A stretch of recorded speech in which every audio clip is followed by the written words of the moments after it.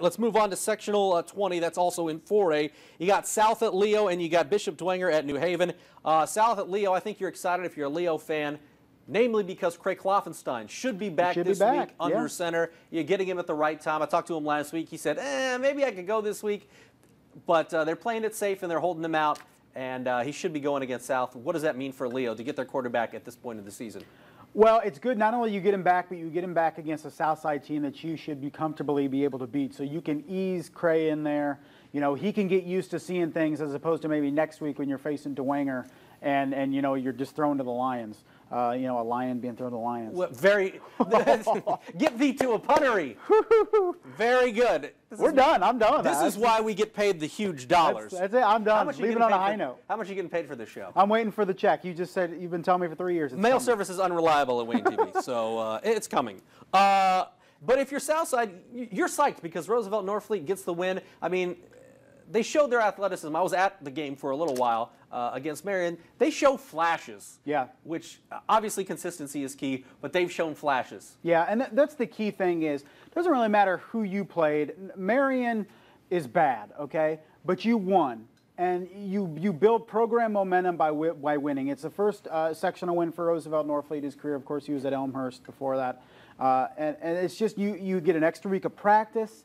And that just goes immeasurably with the young kids. You know, you get a whole week of practice. I mean, you know, it's huge for them. So another week with these guys, you get another win. I mean, it was at home, so people are seeing you win. And if you get a half dozen, 10 kids that didn't play this year come out next year because you won and looked pretty good doing it, even if it's a horrible Marian team.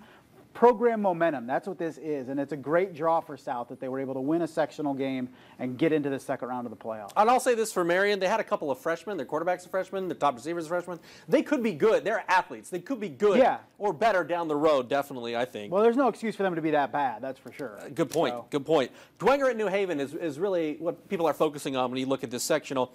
What did we see from Dwenger last week, and then New Haven, you know, goes on the road to beat Mississinawa 40-0. I mean, they're kind of a Jekyll and Hyde team as long as they don't shoot themselves in the foot. New Haven's pretty tough to beat. Dwenger is kind of the opposite. They never shoot themselves in the foot. So what do you see as being the biggest key in these games with two different personalities? Really? This is the problem with New Haven is we've seen it repeatedly this year is against good teams they shoot themselves in the foot a lot. So what do we expect on Friday? We're looking at it and say, okay, New Haven is going to come in and they're going to make mistakes. They're going to turn the ball over. They're going to have bad penalties and they're going to lose because Bishop Dwenger doesn't do those things.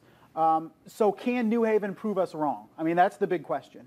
Is can they prove us wrong and put together a complete 4 quarters of football? They have the talent. They have the coaching. Can they just do it and put it together? That's what they're going to need, and that's the big question for me going into Friday. The thing about New Haven that would scare me if I'm Bishop Dwenger is the big playability, and it's not just one guy. I mean, you've got Buddy Jones, you got Keyshawn Moore at quarterback, you got Tyon Woods out there at the outside.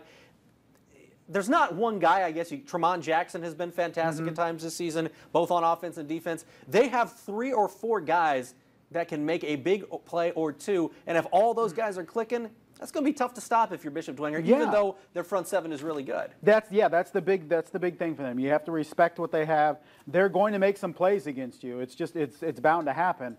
Just got to limit those and make your own plays. And we know that Bishop Dwenger will make plays offensively and defensively, just so fundamentally sound and so good. Can New Haven match that? And we have not seen it yet against a good opponent.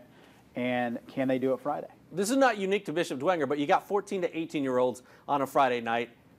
They've played Wayne in back-to-back weeks. They weren't tested either week. Yeah. So even though they've played the past weeks, haven't got a bye, is there any chance that they're rusty and they might overlook somebody on a Friday night, including, you know, New Haven, obviously, in this matchup? Yeah, you know, maybe a slow start, maybe the first 6-7 minutes. But if there was any team that I would pick to not have those letdowns, it would be Bishop Dwenger, just because of that coaching staff and their attitude. And just, you know, you get such an emotional win over Snyder in week 8, then you have 2 games against Wayne, and now you got to come back and kind of flip the switch. I think they're able to do it. I think they're ready to play.